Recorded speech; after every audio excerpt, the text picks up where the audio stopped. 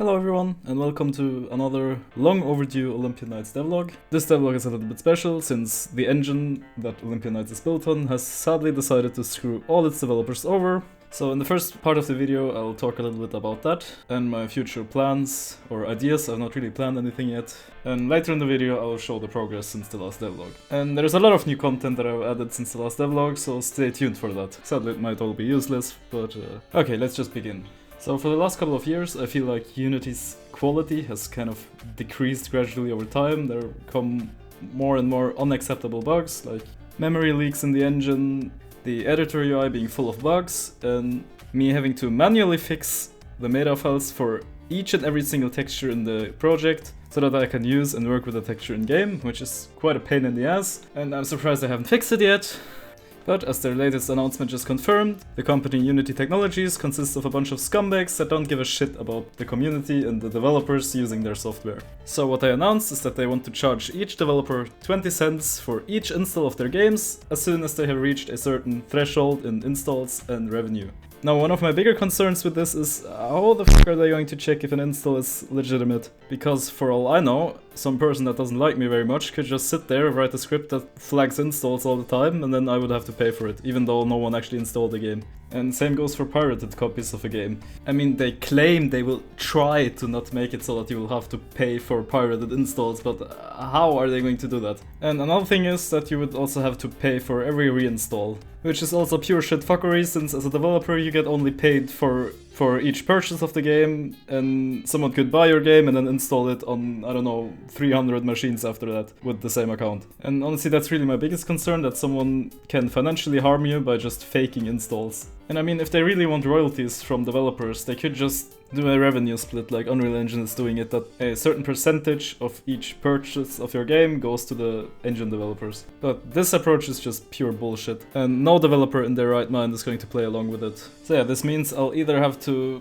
throw 2 years or more of development out of the window, learn a new game engine, and start over from scratch, which honestly makes me want to jump out of the window just thinking about it. However, the alternative is really not much better. I mean, well, I could just keep working on the game as it is and release it as a Unity game, but at the risk of potentially going bankrupt because some funny guy is faking installs or whatever. I mean, Unity Technologies just proved that they are a bunch of scumbags that can't be trusted, so and I would have a really bad feeling having my game depending on a company like that. I mean, who knows what they would come up with next. So yeah, I guess for the next few weeks I'll take a break from OlympianKnights and play around with some other game engines. I guess Unreal Engine and or Godot. What I like about Godot is that it's open source, so bullshit like this with Unity won't happen there. But I mean, Unreal also has some really powerful features that I want to try out, so I think it will be one of those two. It will probably take me some time since they're both very different from Unity, or at least Unreal is. I'm not sure about Godot. Another thing I could do is work on the maps and vendors, since that is game engine independent, luckily. And then sooner or later I'll have to decide in which game engine I'll start over, or if Unity has come to their senses or been bought by another company, I don't know. I could potentially continue in Unity, at least for this game since I'm already pretty far into development, but with future project I'll definitely use another engine anyways, because I'm done with this engine. Okay, I think you have a pretty good understanding on how frustrating this all is, but yeah, let's just forget all of that for a moment and talk about the progress since the last devlog. So I've tweaked the combat system a lot since the last devlog, and at some point I noticed something that reminded me heavily of Battlefront 2's Parry mechanic, or glitch, or whatever you want to call it. So what happened is, just like in Battlefront, the deflect animation can cancel out attack animations, meaning if your block gets hit while starting an attack animation, your attack animation will be instantly cancelled, but you'll still deal damage. However, in my game you would still be hit anyways, and it was nearly impossible to get the timing right, so I made it so that your block would still be up the first few milliseconds of the attack, which resulted in pretty much Battlefront 2's parry system. With one major difference, you can't double parry, which is because, yeah, I actually also added some sort of stagger system, which I'm not quite happy with yet. However, I made it so it won't affect block depending on the situation in order to prevent stuff like double parry, since I think that's a bit too much. Now, at this point, everyone is pretty much using this parry system, if you can call it that, over the already existing parry system that I intentionally implemented, which has a more Dark Souls inspired approach. But yeah, the new Battlefront-like parry variant is a lot easier to time, almost as easy as in Battlefront 2, I'd say, at least for players that know how to do it in Battlefront. And to be honest, I kind of like both parry variants. I think my original parry system is satisfying, but I also think the Battlefront-like parry system is kind of satisfying as well. So I decided to keep both systems, maybe tweak them a little throughout the development, but to still give players a reason to still use the original parry system, which is a lot harder, I made the riposte deal like twice the damage, so you have like a higher reward, which makes sense since it's not just harder, but also a bit more risky. I then worked a little bit on the try and throw ability, made it work with interpolation in the throw and the return phase instead of using physics, which gave much more predictable and reliable results. I also made it a lot faster, so you wouldn't be vulnerable for too long when using it.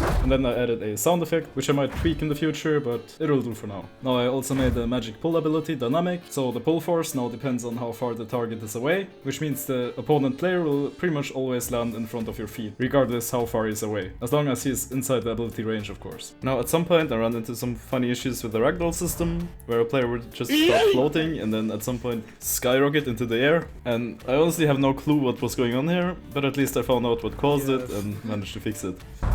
No, please. I thought first. No! No! I'm in there! Not again! Ah! I then implemented dynamic footstep sounds. I basically wrote a script that checks what kind of ground the player is standing on, and added animation events to each movement animation, which triggers whenever the foot of the character touches the ground, then checks the ground type with a volume that is dependent on the speed of the character, and there are also different sound clips for running and normal walking. I also worked a lot on the character selection screen. It now shows you a 3D model of the currently selected character, and the name of the character in English and Ancient Greek below. And then I just render a skybox behind the character, which I could technically change to anything, but I think this one looked pretty cool for now. I later also made it so that you have to double click to actually select the character or use the select button, and if you just click on the character normally, you can view it without selecting it.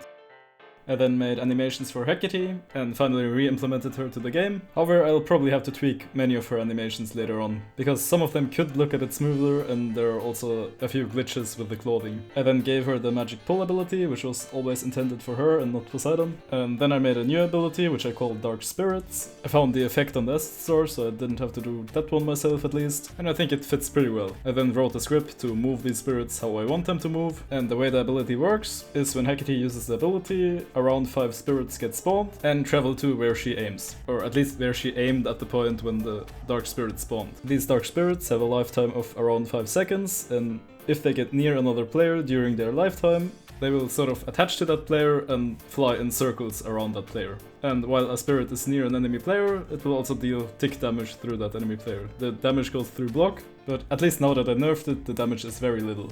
But it's great for cancelling regen or finish off low health opponents. And it's also useful against players that are trying to run away. I may or may not tweak the ability further depending on future test results. I then made a water wave ability for Poseidon.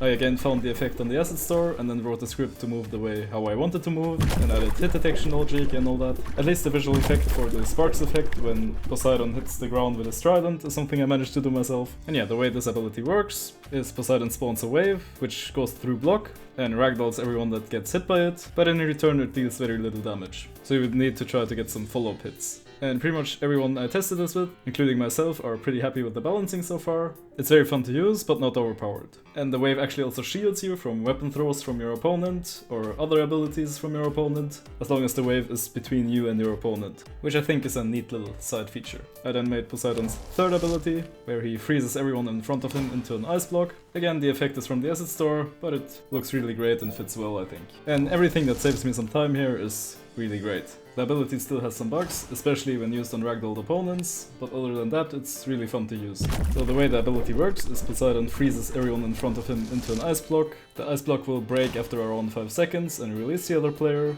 or if the frozen player gets hit by another attack, the ice block will break immediately. So so it's also a bit similar to Kylo Ren's freeze in Battlefront. However, the ability itself also deals around 50 damage. I then made a developer menu, which easily lets me interact with the banding system from Steam, the Steam inventory system, and potentially also report cheat software to Valve Anti-Cheat. Now, I didn't spend too much effort on the UI here, because I'm probably the only one who will ever use this anyways, except maybe some of my admins. Also, don't worry, if cheaters somehow manage to get access to this menu, it won't benefit them anything, since without the developer API key, which only people that I trust and I have access to, the menu is completely useless. And no, the key is not stored somewhere in the game files. I later also made a server admin menu, of course mainly for testing and debugging purposes. It allows admins to select one or more players and perform different actions like teleport or character swap, and of course also god mode, no stamina, and fast ability recharge and ability reset, and all that good stuff, and trust me, it can be really handy when testing and debugging stuff. With this menu I also added a local banning system, which allows server admins to kick, temporarily ban, or permanently ban players, of course only from that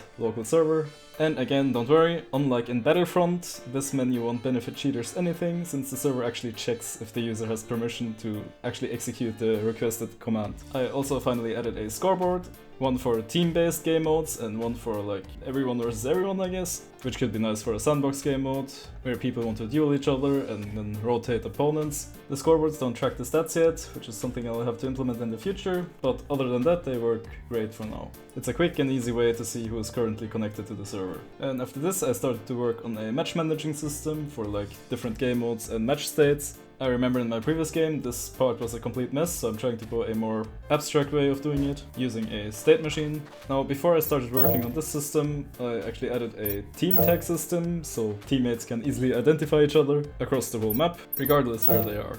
Okay, I think that's pretty much everything that's worth mentioning that I can think of, and we'll see what happens with the Unity situation. I really don't feel like throwing away 2 years of work because of that, especially since their changes probably won't affect me anyways, unless like the game gets really popular, but it's of course not a good feeling not being able to trust the company behind the engine you're using, and knowing the executives are a bunch of scumbags. But I guess it would kind of make sense to continue with this project in Unity, considering I'm 2 years into development with it, and then for all future projects use another engine. And in case anyone thinks I can just port the project to another engine, it doesn't work like that. I mean, I could reuse some stuff like models, animations, sound effects, but that's only a fraction of the whole thing. Okay, let me know what you think in the comments. Thank you all so much for watching, and I'll see you in the next one. Bye. Oh, and before I forget it, if you want to become an alpha tester, you can. Just message me on Discord and I'll give you a key.